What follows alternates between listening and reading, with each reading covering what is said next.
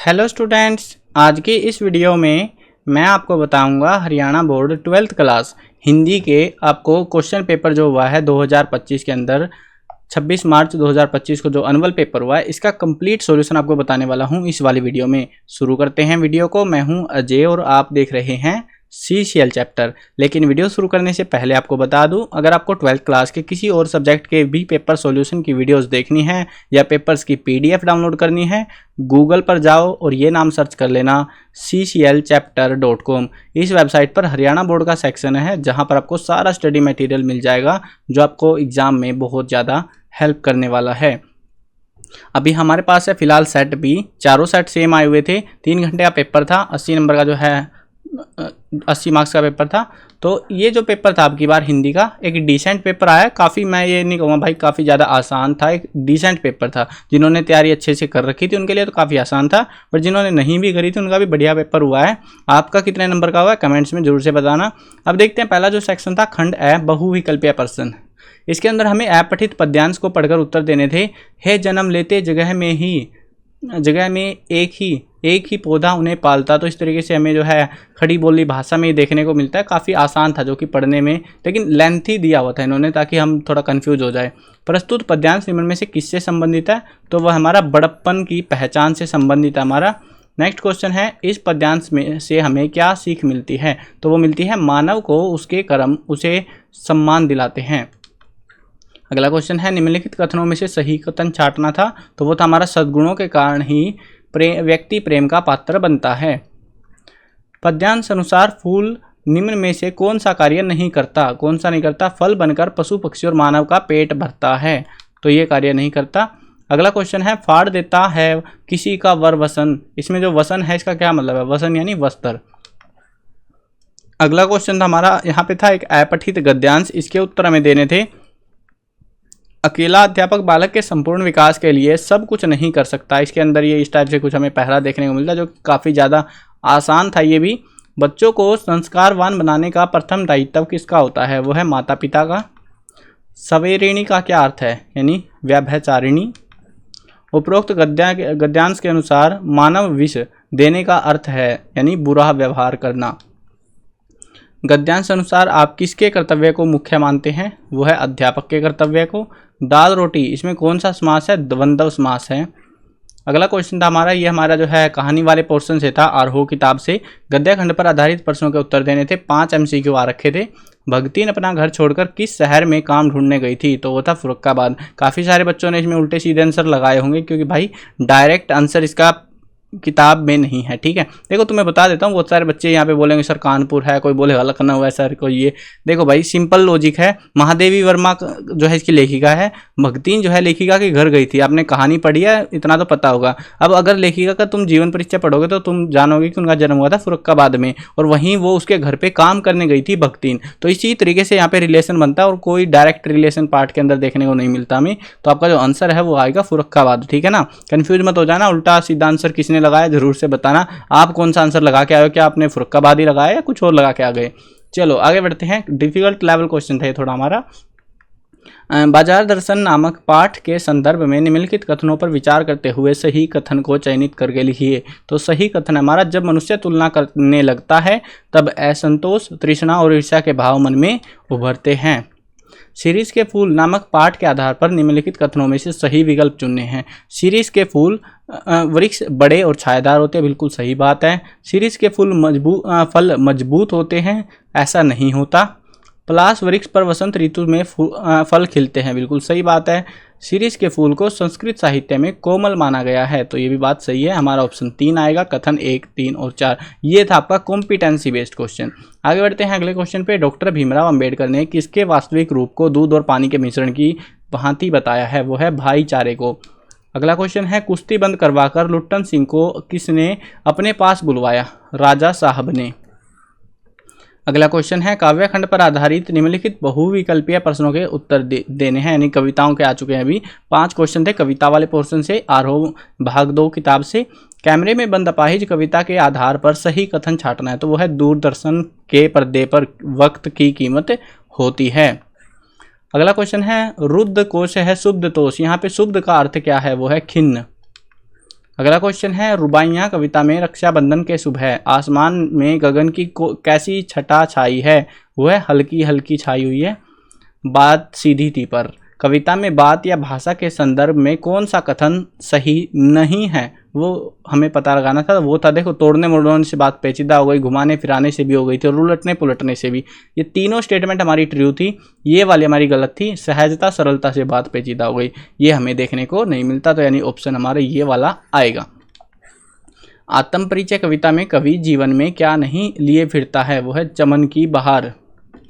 अगला क्वेश्चन है, यहाँ पे मतलब जो है ना, ज़्यादातर मैंने क्वेश्चन अब की बार देखे भाई, पहली बार बोर्ड नेगेटिव टाइप के क्वेश्चन पूछ रहा था जिसमें नहीं को हाईलाइट किया जा रहा था, जबकि बाकी क्वेश्चंस प्रीवियस ईयर्स के अगर आप देखोगे उनमें पूछते थे भाई आत्म परिचय कविता में कवि जीवन में क्या लिए फिरता है, या सिंपल एक पॉजिटिव माइंडसेट के साथ पेपर बनाया जा रहा था। अब की बार नेगेटिव माइंडसेट के साथ बनाया जिसमें नहीं पे फोकस ज़्यादा है हमारा। आप देखोगे क्वेश्चन में, बहुत सारे क्वेश्चन में ऐसा ही मिलेगा। अगला सेक्शन देखो, व्याकरण। व्याकरण में भी 5 नंबर के एमसीक्यू थे। हस्तलिखित शब्द में कौन सा समास है? वो है हमारा कर्ण तत्पुरुष समास। अगला क्वेश्चन है, निम्न में से बहुब्रीहि समास के सही उदाहरण छांटने व महात्मा, गिरिधर, मक्खी चूस। अगला क्वेश्चन है, निर्धन शब्द में कौन सी संधि है? तो वो है हमारी विसर्ग संधि। मेरे पास केवल मात्र एक कलम है, वाक्य शोधन करना था, मेरे पास केवल एक कलम है, तो ये हमारा राइट आंसर होता है इसमें। मैं इतना मीठा दूध नहीं पी सकता, इस वाक्य में कौन सा दोष है? तो वो है अनविनती दोष। अगला क्वेश्चन है, अगले जो क्वेश्चन थे हमारे वो थे अभिव्यक्ति और माध्यमिक के आधार पर। 5 क्वेश्चन आए हुए थे 1 नंबर के। प्रसारण के लिए तैयार की जा रही समाचार कॉपी के लिए एक लाइन में अधिकतम कितने शब्द होने चाहिए? तो वो है 12 से 13 शब्द होने चाहिए। अगला क्वेश्चन है, न्यूज पैग से आप क्या समझते हैं? तो वह आलेख की तरह लेखन, उसको कहते हैं न्यूज पैग। अगला क्वेश्चन है, गहरी छानबीन, विश्लेषण और व्याख्या के आधार पर तैयार की गई रिपोर्ट खालिस्तान कहलाती है। वो होती है हमारी विशेष रिपोर्ट। निम्नलिखित में से कौन सा समाचार आर्थिक जगत से है? तो आर्थिक जगत यानी कैश वाले मामले से, पैसे से। तो व्यक्तिगत ऋण श्रेणी में गोल्ड लोन काफ़ी तेजी से बढ़ रहा है, तो ये हमारा आर्थिक जगत से यानी पैसे के लेन देन से संबंधित है। अगला क्वेश्चन है, उल्टा पिरामिड शैली के संबंध में कौन सा कथन गलत है? तो ये है हमारा, इस शैली का प्रयोग 18वीं शताब्दी के मध्य में शुरू हो गया था, बल्कि ऐसा हमें देखने को नहीं मिलता है। अगला क्वेश्चन देखते हैं। आगे हमारे पास आता है खंड ब, वर्णनात्मक प्रश्न। इनका आंसर हमें डिटेल में करना था, ठीक है। 7वां क्वेश्चन था, पतंगों के साथ साथ वे भी उड़ रहे हैं। मैंने आपको कुछ पैसेजेस, कुछ पद्यांश बताए थे भाई, वीडियो अगर जिन बच्चों ने देखी थी, पद्यांश भी बताए, गद्यांश भी, क्वेश्चंस भी, और बहुत सारे क्वेश्चन आपको एग्जाम में भी देखने को मिले होंगे। और जिन्होंने पेड पीडीएफ ली थी भाई, उनके भी बढ़िया नंबर के क्वेश्चन आ रखे हैं पीडीएफ में से, ठीक है। देखो, मैंने मोस्टली जो क्वेश्चंस थे लगभग 30-40% के करीब फ्री में दे दिए। तो भाई फ्री वाले में से ही पेपर इतना आ रखा है, पेड वाले में से आप कल्पना भी नहीं कर सकते कितना आ रखा होगा। अब देखो यहाँ पे जो है ना, पतंगों के साथ वे भी उड़ रहे हैं, काफ़ी आसान था, ये मैंने बता भी दिया था भाई। पद्यांश इंपॉर्टेंट रहेगा आपका। यहाँ पे पद्यांश के कवि और कविता का नाम बताना था। पतंग थी, कविता थी पतंग, और कवि था आलोक धनवा, ठीक है। तो मैंने शॉर्ट में लिख दिया था ताकि हाईलाइटेड याद रहे हमें। उसके बाद में आगे क्वेश्चन थे, यहाँ पे नॉर्मल क्वेश्चन थे, ये वाला ये वाला ये वाला। इसमें बस आयर अंधरो शब्द का अर्थ आपको बताना था, और आसान था ये। ओवर द ऑल पे जो पहरा हमें देखने को मिला था ये आसान था। इसके अथवा में भी दिया हुआ था, इसके अथवा में था, तव प्रताप उर्राखी प्रभु जने जहे उनाथ तुरंत अस कही आयसु। ये हमारा पता चले गया होगा आपको, ये उसमें से था, हनुमान वाले में से, राम विलाप लक्ष्मण मूर्छा वाला, वो वाला था ये। इसमें भी आपको जो है सप्रसंग व्याख्या करनी थी। मैंने आपको, देखो जिन बच्चों को नहीं पता, मैंने बताया था, हाईलाइट करा था भाई, व्याख्या इस वाले चैप्टर में से आने के चांसेस सबसे ज़्यादा रहेंगे, क्योंकि डिफिकल्ट रहती है थोड़ी तो, और वैसा ही हमें देखने को भी मिला है। बाकी दोनों इजी थे भाई, जोन सा आपने पढ़ा होगा। ऊपर वाला ज़्यादा आसान था। लेकिन काव्यखंड के आधार पर प्रश्नों के उत्तर देने थे। उषा कविता के संदर्भ में लिखिए कि उषा का जादू टोने से आप क्या समझते हैं, यानी कि उषा का जादू टूटने से आप क्या समझते हैं। तो उषा का जादू टूटने का सूर्योदय होता है, और वो सारा मतलब काइंड ऑफ आपको जो है मूल भाव लिखना था इसमें भी, ठीक है ना। एक गीत, कविता का उद्देश्य स्पष्ट कीजिए। मैंने आपको बोला था भाई, कविताओं के उद्देश्य मूल भाव आएंगे, और आया भी देखने को, जिन्होंने जो सारे पढ़ के गए होंगे। अगला क्वेश्चन था हमारा, ये था बाजार वाले पाठ में से लेखक और पाठ का नाम बताना था। चलो इसका आंसर आप कमेंट करो भाई, मैंने हाईलाइट कर दिया है, बाजार वाला पाठ है। नाम बताओ पाठ का क्या नाम है और लेखक का क्या नाम है, कमेंट में बता दो सभी बच्चे। चलो आगे बढ़ते हैं। उसके बाद में जो है परिमित और संतुलित है, ये वाला भी आसान था। यहाँ पे परिमित शब्द का अर्थ हमसे पूछा हुआ था। फिर ऊंचे बाजार में लेखक से क्या तात्पर्य है, गद्यांश का मूल भाव पूछा हुआ था, और आओ मुझे लूटो से यहाँ पे क्या मतलब है। ओवर द ऑल आसान थे ये भी। उसके साथ में अंधेरी रात चुपचाप आंसू बहा रही थी, सिसकियाँ और आहों को बलपूर्वक अपने हृदय में दबाने की चेष्टा कर रही, आकाश के तारे चमक रहे थे।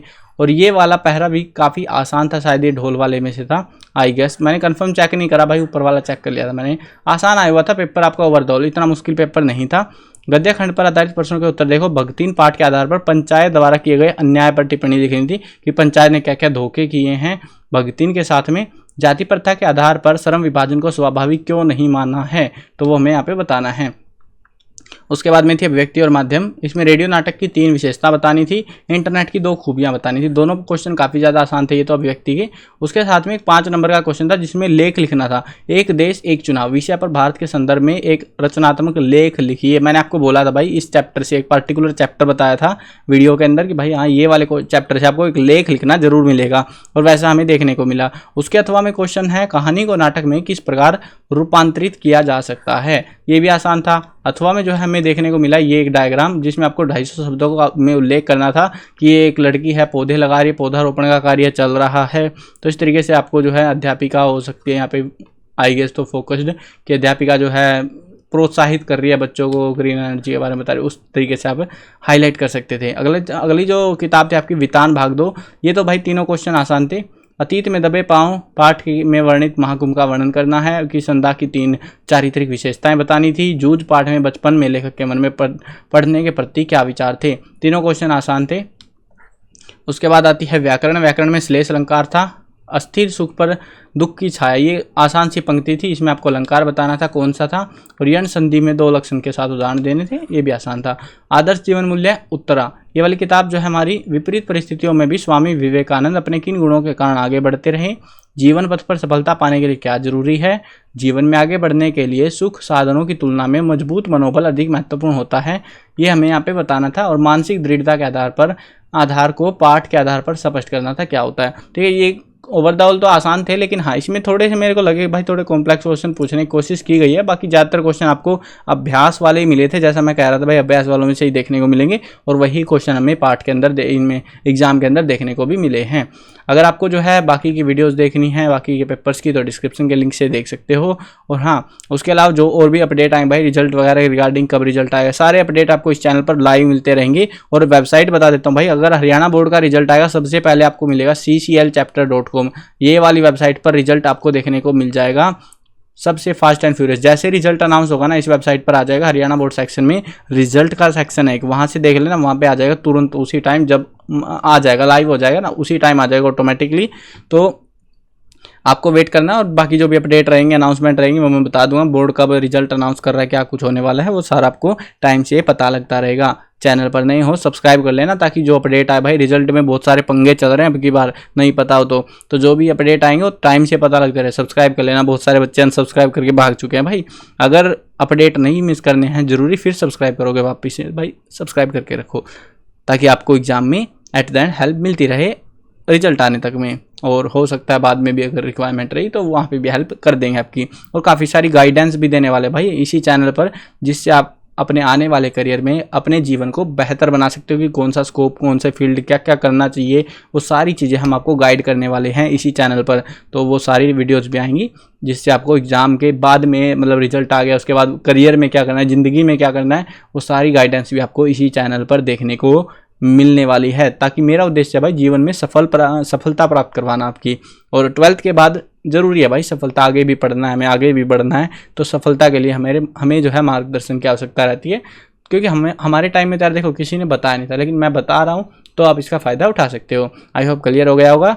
चैनल पर नए हो सब्सक्राइब कर लेना, मिलते हैं नई वीडियो में, बाय बाय।